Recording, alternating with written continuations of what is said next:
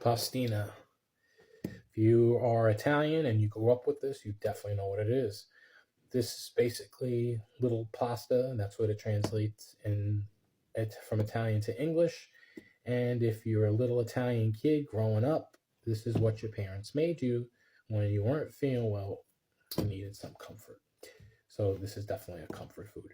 Basically, I call it the kids' version of a traditional Alfredo.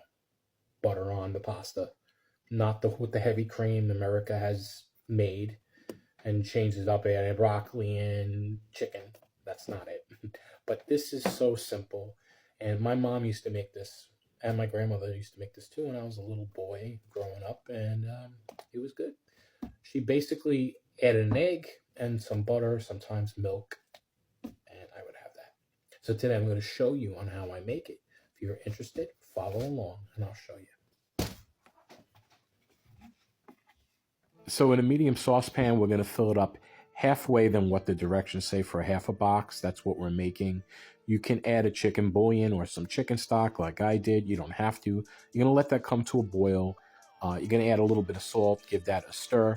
Once it comes to a boil, we're going to add half the box, stir it for about a minute, and let it go, stirring occasionally. Now, we're stirring it for we're going to cook this for 6 minutes, but I'd like to add 3 more minutes until the water you'll start to see evaporate. It'll take about 10 minutes, and then you'll want to strain and then leave enough water like you see here. See on how I'm leaving water in there? Turn the heat off at this point, add your 2 eggs, give it a stir, let it all combine. You'll see how creamy it is. Just like that. Now you're going to add 4 tablespoons of butter to this and give that a stir. And then once that's melted, add your grated cheese, whatever you like, Romano or Parmesan or Reggiano. Then add more to the top of that, and we're going to take a bite, and let's see on how it tastes. It definitely reminds me of my mom. It reminds me when I used to eat it when I was a kid. It's so good. It's creamy. I taste the egg and the butter. Now, as I mentioned earlier, some people make it differently. I use some components of many other ways that it's made.